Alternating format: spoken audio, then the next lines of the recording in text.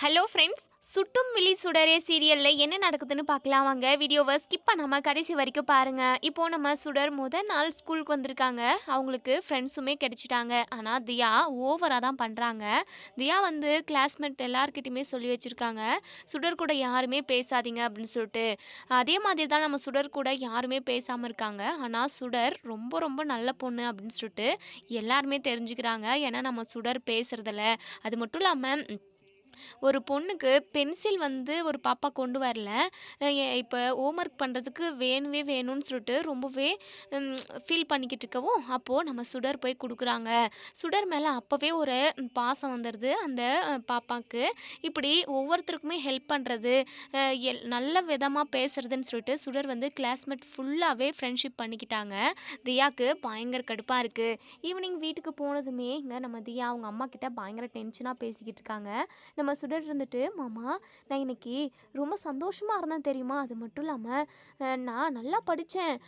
அது மட்டும் இல்லாமல் எனக்கு எல்லாருமே ஃப்ரெண்ட்ஸ் ஆகிட்டாங்க அப்படின்னு சொல்லிட்டு ரொம்பவே சந்தோஷமாக இருக்காங்க. சரிடா தங்கம், நீ நல்லா படிக்கணும், ஜாலியாக இருக்கணும், எதை பற்றி நினச்சி கவலைப்படக்கூடாது. ஆமாம் சுடர், உங்ககிட்ட ஒரு முக்கியமான விஷயம் சொல்ல மறந்துட்டேன். நம்ம காலையில் அபியை பார்க்க போகிறோம் அப்படின்னு சொல்லிட்டு. மாமா என்ன சொல்கிறீங்க? அம்முவை பார்க்க போகிறோமா அப்படின்னு சொல்லிட்டு. ஆமாடா தங்கம், மேடம் ஃபோன் பண்ணி சொன்னாங்க, நம்ம போயிட்டு பார்த்துட்டு வந்துடுவோம் அப்படின்னு சொல்லிட்டு. இப்போ இங்கே நம்ம தியா வந்து பயங்கர டென்ஷனில் இருக்காங்க. எனக்கு சாப்பாடே வேண்டாம் அப்படின்னு சொல்லிட்டு.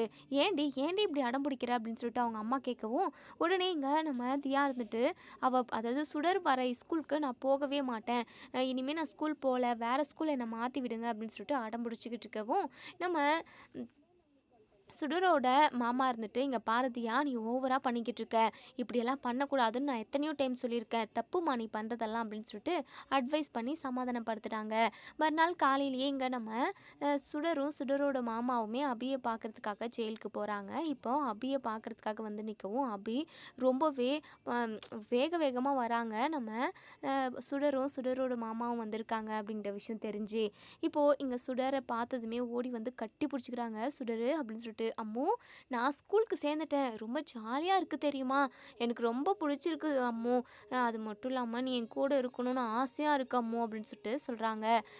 நீ கவலைப்படாத சுடரு, கண்டிப்பாக நான் சீக்கிரமாகவே வெளியே வந்துடுவேன் அப்படின்னு சொல்லிட்டு. இப்போது நம்ம சுடரோட மாமாவை அபி பார்த்துட்டு, அண்ணன் என்னை மன்னிச்சிருண்ணே அப்படின்னு சொல்லிட்டு காலில் விழுகிறாங்க. நம்ம சுடரோட மாமா இருந்துட்டு, ஏன் அபி எதுக்காக நீ அவசரமாக கல்யாணம் பண்ண, அது மட்டும் இல்லாமல் நீ கல்யாணம் பண்ணவன் நல்லவனா இல்லை கெட்டவனா, என்ன நடந்துச்சு, நீ கொலை பண்ணியிருக்க மாட்டேன்னு எனக்கு நல்லாவே தெரியும், ஏன் அபி உன் மேலே அபாண்டமாக பழி போட்டாங்க அப்படின்னு சொல்லிட்டு இங்கே நம்ம அபியோட அண்ணா கேட்கவும், உடனே நம்ம அபி வந்து எல்லாமே நடந்த விஷயத்தை எல்லாத்தையுமே சொல்கிறாங்க.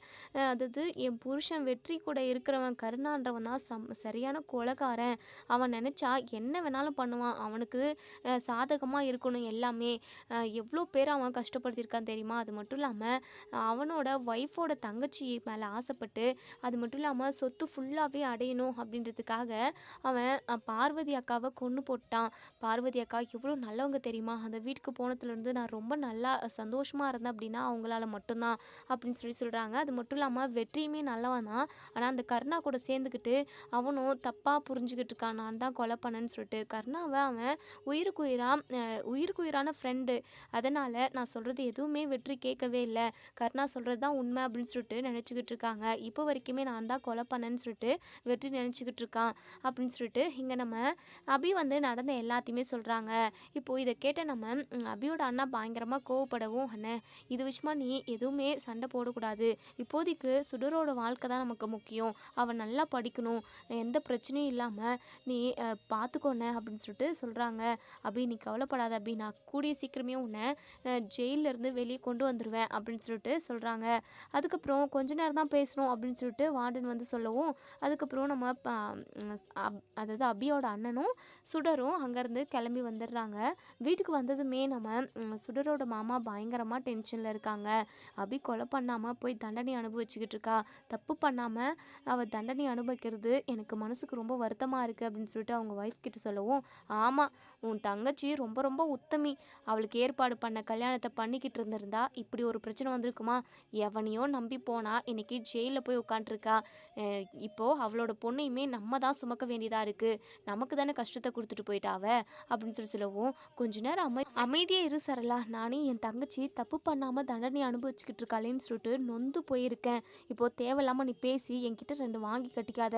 ஏங்க என்னங்க நீங்கள் ஊராக தான் பேசிக்கிட்டு இருக்கீங்க அப்படின்னு சொல்லிட்டு இவங்க பாட்டுக்கு 2 பேரும் பேசிக்கிட்டு இருக்கவும், சுடர் வந்து சரி ஹோம்ஒர்க் பண்ணலாம் அப்படின்னு சொல்லிட்டு நோட் புக்கை எடுக்கிறதுக்காக பேக்கை ஓப்பன் பண்ணவும், அப்போது அதாவது ஒரு கவர் மாதிரி இருக்குது. அதை பிரித்து பார்க்குறாங்க. என்ன இது, யார் வச்சுருப்பா நம்ம பேக்கில் அப்படின்னு சொல்லிட்டு.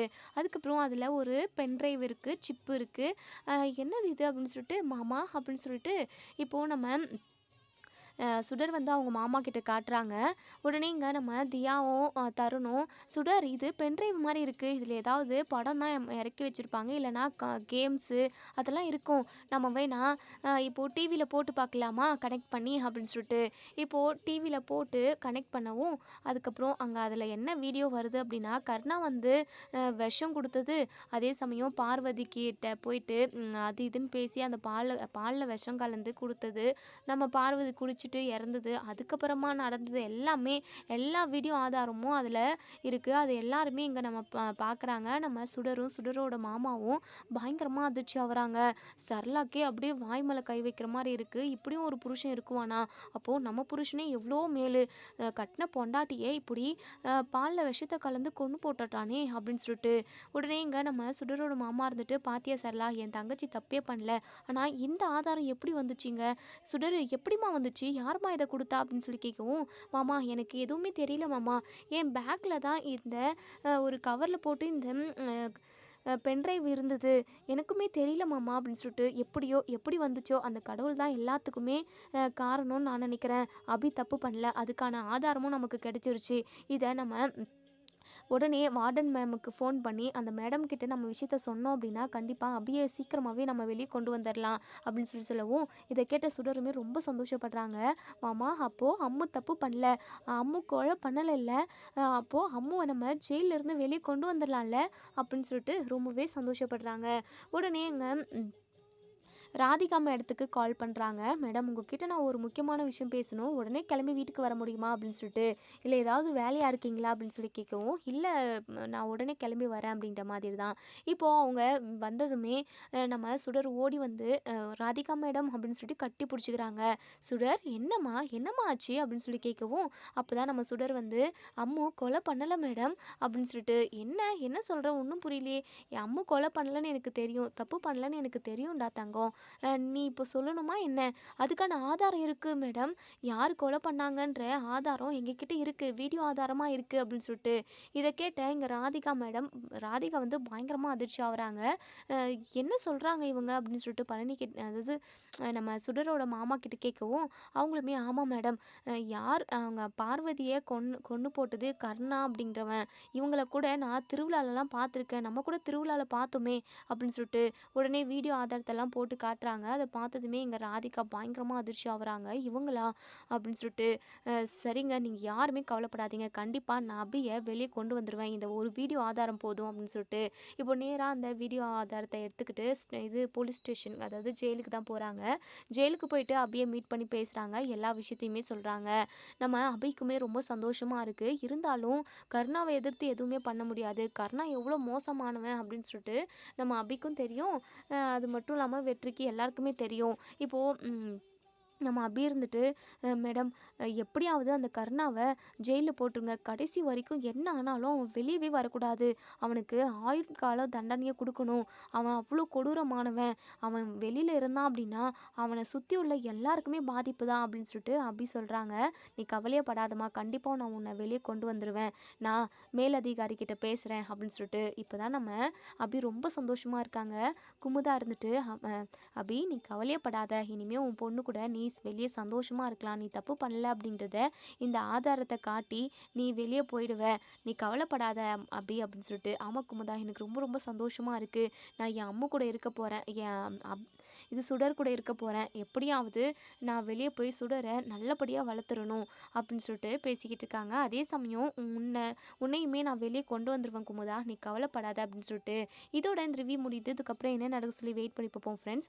வீடியோ பிடிச்சிருந்தா லைக் பண்ணி கமெண்ட் பண்ணி தெரிவிங்க. கூடிய சீக்கிரமே நம்ம அபி வந்து வெளியே வந்துடணும், சுடரும் அபியும் சந்தோஷமாக இருக்கணும். அதே சமயம் நம்ம அபி கொலை பண்ணல அப்படிங்கிறது வெற்றிக்கு தெரிய வரணும்னு நினைக்கிறேன்.